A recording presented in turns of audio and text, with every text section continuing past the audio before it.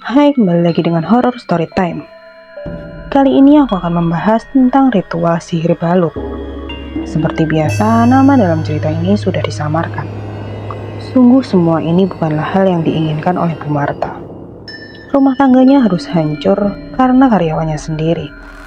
Sungguh jika berujung seperti ini, dia sangat menyesal mempercayakan semuanya kepada Ria. Jadi Bu Marta dan Pak Kris ini punya usaha yang gede banget. Dikatakan sukses banget gitulah. Nah, karena sukses itu tadi, Pak Kris sampai harus buka cabang di mana-mana. Suatu hari, Pak Kris ini kekurangan pegawai. Akhirnya dibukalah loker buat siapapun untuk salah satu kantor anak cabang. Setelah buka loker, banyak yang memenuhi kualifikasi saat itu.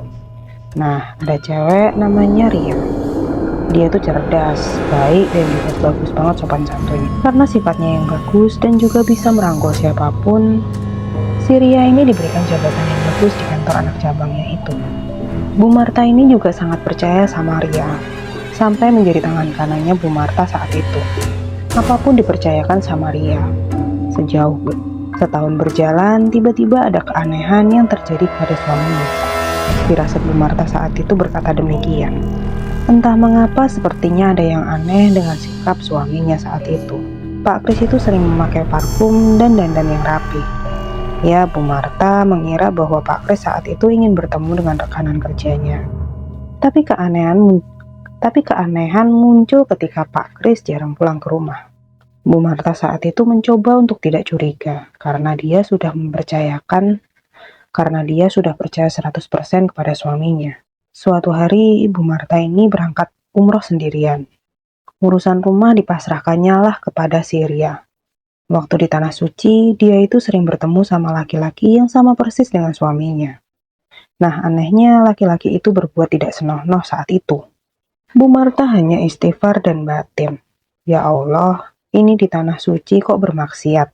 Tetapi saat ditoleh kembali, pasangan itu nggak ada. Setelah selesai umroh, Bu Marta mendapat kabar yang kurang menyenangkan. Tetangganya berkata bahwa suaminya sering membawa perempuan ke rumah. Tetangganya itu juga bilang kalau pakaian perempuan itu tidak senonoh. Kaget dong. Tapi Bu Marta tidak langsung percaya gitu aja dengan perkataan tetangganya itu. Dia mencoba untuk tetap percaya bahwa suaminya itu setia dan menganggap semua yang terjadi ini adalah cobaan. Nah, suatu hari Pak Kris ini izin keluar dengan tampilan yang matching. Bu Marta curiga, karena toko memang semua libur. Akhirnya saat sang suami pergi, dia membuntutinya dari belakang. Ternyata sang suami menuju ke hotel.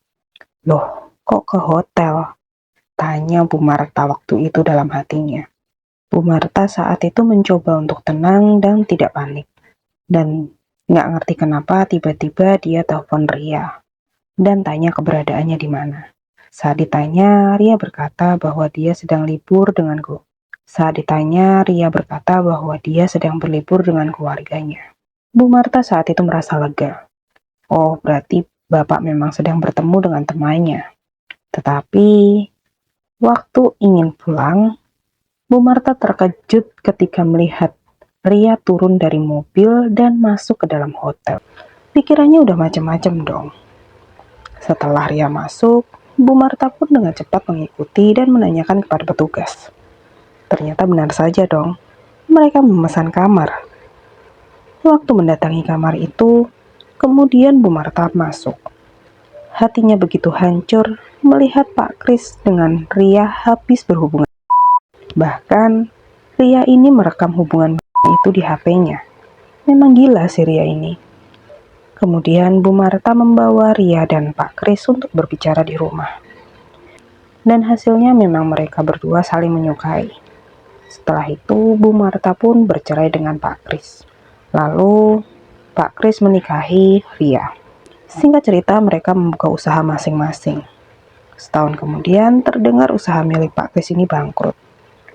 Sedangkan usaha milik Bu Marta berkembang pesat. Nah, kemudian ada tuh pegawainya yang datang kepada Bu Marta. Dia bernama Linda. Ternyata Linda ini adalah sahabatnya si Ria dulu. Dan dia pun juga menjadi saksi betapa kejamnya niat Ria saat itu untuk merebut suami orang.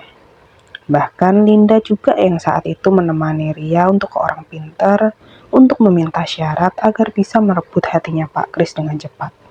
Ternyata Ria ini melakukan ritual kotor yang disebut sihir babi. Dia harus mencampurkan darah haidnya setiap bulan ke makanan yang dimakan oleh Pak Kris. Sungguh menjijikan dan sangat mengejutkan juga bagi Bu Marta saat itu.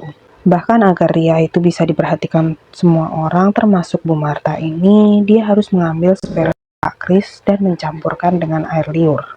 Nanti setelah tercampur, maka dia akan menuangkan air itu ke nasi yang akan dimakan siapapun. Dan juga agar ritualnya itu sempurna, maka Ria ini harus sesering mungkin melakukan oral. Jadi Pak Kris ini harus dicucup sesering mungkin agar Ria bisa menyempurnakan ritualnya. Sungguh terkejut mendengar hal itu. Ria yang dianggap adalah gadis yang baik ternyata ular berbisa. Bu Marta hanya bisa berdoa agar segala dosa yang dilakukan oleh Ria ini diampuni oleh Allah. Ternyata pertanyaan demi pertanyaan yang dialami oleh Bu Marta selama ini terjawab sudah. Memang, saat dulu masih bersama dengan Pak Kris, banyak sekali kejadian tak masuk akal yang terjadi di rumahnya. Seperti banyak sekali penampakan dan juga banyak sekali hal-hal aneh yang terjadi. Ada pula kejadian yang disaksikan oleh Bu Marta langsung yang terjadi di rumahnya saat itu, di mana ada bola api yang melayang-layang di dalam kamarnya dan kemudian hilang. Setelah Pak Kris bangkrut, dia dikabarkan bercerai dengan Ria. Dan Bu Marta tidak mengerti kabar selanjutnya dari mereka. Hingga suatu hari datanglah sepasang suami istri yang bertamu ke rumahnya Bu Marta. Ternyata mereka adalah orang tua dari Ria. Saat ditanya ada keperluan apa mereka sampai datang kemari, ternyata mereka membawa kabar yang mencengangkan. Ria dikabarkan koma di rumah sakit. Sang ibu meminta tolong kepada Bu Marta agar mau menjenguk Ria di rumah sakit. Karena Ria sering menyebut nama Bu Marta sebelum koma. Karena merasa iba, akhirnya Bu Marta pun mau menjenguk Ria saat itu. Bu Marta hanya bisa pasrah kepada Tuhan agar Ria diberikan yang terbaik untuk hidupnya. Entah mengapa saat itu Bu Marta ingin sekali membacakan doa di telinganya Ria. Dan kemudian dengan sendirinya Bu Marta pun berdoa. Namun setelahnya, Ria pun dinyatakan meninggal.